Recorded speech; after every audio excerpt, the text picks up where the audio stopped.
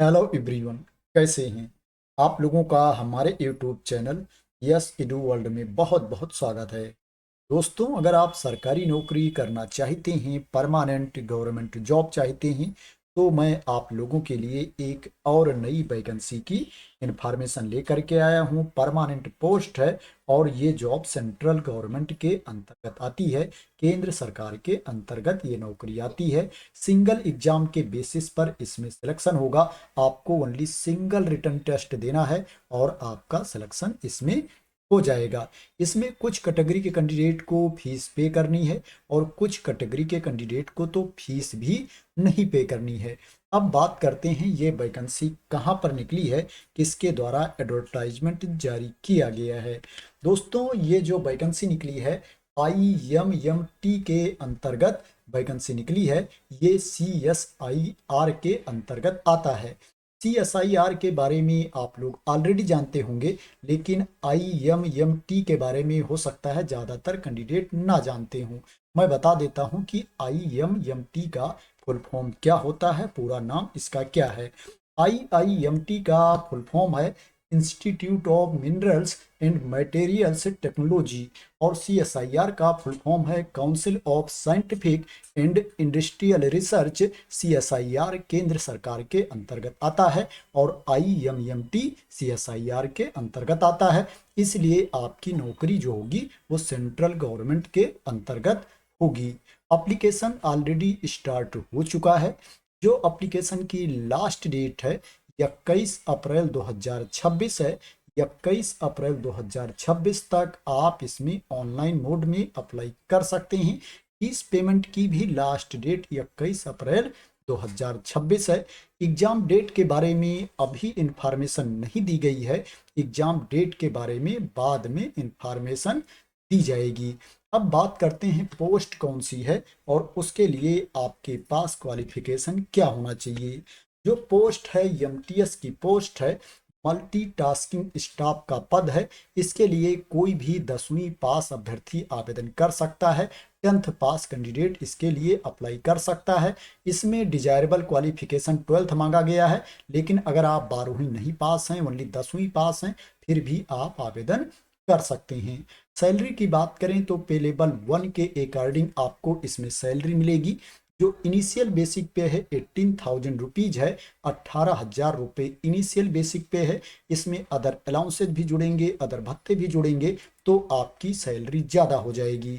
लगभग सैलरी की बात करें तो इसमें 32,000 रुपीज के आसपास सैलरी मिलेगी। 32,000 रुपये के आसपास आपको इसमें वेतन मिलेगा। सैलरी कम ज़्यादा भी हो सकती है।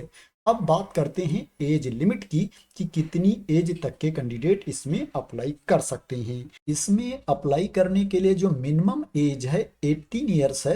न्यूनतम उम्र सीमा 18 साल है और जो मैक्सिमम एज लिमिट है, अधिकतम उम्र सीमा है 25 ईयर्स है, 25 वर्ष है। 25 वर्ष तक के कैंडिडेट इसमें आवेदन कर सकते हैं जिनको एज लिमिट में छूट नहीं मिलती है। जिनको एज लिमिट में छूट मिलती है उनको रूल के अकॉर्डिंग अधिकतम उम्र सीमा में छूट भी दी जाएगी। इसमें जो एज का कैलकुलेशन किया जाएगा, एज की गणना की जाएगी, 21 अप्रैल 2026 को की जाएगी। 21 अप्रैल 2026 को आपकी एज 18 साल से कम नहीं होनी चाहिए और 25 साल से ज़्यादा नहीं होनी चाहिए। अब बात करते हैं किसको कितनी छूट मिलेगी अधिकतम उम्र सीमा में। जो SC ST कैटेगरी के कैंडिडेट हैं उनको अधिकतम उम्र सीमा में 5 साल की छूट दी जाएगी। 5 ईयर्स का रिलैक्सेशन दिया जाएगा। इसमें OBC कैटेगरी के कैंडिडेट को अधिकतम उम्र सीमा में छूट नहीं मिलेगी। PWBD अनरिजर्व कैटेगरी के कैंडिडेट को अधिकतम उम्र सीमा में 10 साल की छूट दी जाएगी। PWBD SC ST कैटेगरी के कैंडिडेट को अधिकतम उम्र सीमा में 15 साल की छूट दी जाएगी और जो एक्स सर्विसमैन हैं, भूतपूर्व सैनिक हैं, उनको सर्विस ईयर्स प्लस 3 ईयर्स की छूट दी जाएगी अधिकतम उम्र सीमा में। अब बात करते हैं सिलेक्शन प्रोसेस के बारे में जैसा कि मैंने आप लोगों को ऑलरेडी बताया है कि सिंगल एग्जाम के बेसिस पर इसमें सिलेक्शन किया जाएगा। इसमें सिंगल रिटन टेस्ट होगा और जो कैंडिडेट रिटन टेस्ट क्वालिफाई कर लेंगे उनको शॉर्टलिस्ट करके डॉक्यूमेंट वेरिफिकेशन के लिए बुलाया जाएगा। जरूरत पड़ेगी तो इसमें ट्रेड टेस्ट भी लिया जा सकता है, लेकिन अगर ट्रेड टेस्ट होगा तो वो क्वालिफाइंग इन नेचर होगा, उसका अंक क्या है, फाइनल मेरिट में नहीं जोड़ा जाएगा। जो फाइनल मेरिट लिस्ट तैयार की जाएगी, रिटन टेस्ट में कैंडिडेट को जो मार्क्स मिलेंगे, अंक मिलेंगे, उसी के बेसिस पर फाइनल मेरिट लिस्ट तैयार की जाएगी और कैंडिडेट का सिलेक्शन किया जाएगा। अब बात करते हैं कि रिटन टेस्ट में कहां कहां से प्रश्न पूछे जाएंगे, कितने प्रश्न पूछे जाएंगे, निगेटिव मार्किंग कितनी होगी, होगी कि नहीं होगी। इसमें जो रिटन टेस्ट होगा उसमें टोटल 150 क्वेश्चंस पूछे जाएंगे, 150 प्रश्न पूछे जाएंगे। 2 घंटे का ये टेस्ट होगा और जो एग्जाम का स्टैंडर्ड होगा, जो पेपर में प्रश्न पूछे जाएंगे वो 10वीं स्तर के प्रश्न पूछे जाएंगे। एग्जाम OMR बेस्ड भी हो सकता है और ऑनलाइन मोड में भी हो सकता है, कंप्यूटर बेस्ड भी हो सकता है। इसके बारे में अभी क्लियरिटी नहीं दी गई है कि ओनली OMR बेस्ड होगा या कंप्यूटर बेस्ड होगा। चाहे जिस भी मोड में आपका एग्जाम हो, उसमें ऑब्जेक्टिव टाइप के क्वेश्चंस पूछे जाएंगे, बहुविकल्पीय प्रश्न पूछे जाएंगे। इसमें जनरल इंटेलिजेंस से 25 क्वेश्चंस पूछे जाएंगे, 25 प्रश्न पूछे जाएंगे। क्वांटिटेटिव एप्टीट्यूड से 25 क्वेश्चंस पूछे जाएंगे, 25 प्रश्न पूछे जाएंगे। जनरल अवेयरनेस से 50 क्वेश्चंस पूछे जाएंगे, 50 प्रश्न पूछे जाएंगे। इंग्लिश लैंग्वेज से 50 क्वेश्चंस पूछे जाएंगे, 50 प्रश्न पूछे जाएंगे। एक प्रश्न 3 अंक का होगा। अगर आप किसी प्रश्न का सही उत्तर देते हो तो उसके लिए आपको 3 अंक दिया जाएगा। 3 मार्क्स का 1 क्वेश्चन होगा। टोटल 450 अंकों का ये पेपर होगा। इसमें निगेटिव मार्किंग भी होगी। अगर आप किसी प्रश्न का गलत उत्तर देते हो तो एक गलत उत्तर के लिए आपका 1 अंक काट लिया जाएगा। 1 मार्क की इसमें निगेटिव मार्किंग होगी। तो ये एग्जाम पैटर्न, सिलेबस के बारे में, सिलेक्शन प्रोसेस के बारे में इंफॉर्मेशन थी। अब बात करते हैं इसमें आपको फीस कितनी पे करनी है। जो महिला अभ्यर्थी हैं, चाहे वो किसी भी कैटेगरी की हों, उनको इसमें फीस नहीं पे करना है। जो SC कैटेगरी के कैंडिडेट हैं, ST कैटेगरी के कैंडिडेट हैं, उनको भी फीस नहीं पे करना है। PWBD कैटेगरी के कैंडिडेट को, एक्स सर्विसमैन को, भूतपूर्व सैनिक को भी इसमें फीस नहीं पे करना है। वो इसमें फ्री ऑफ कास्ट अप्लाई कर सकते हैं।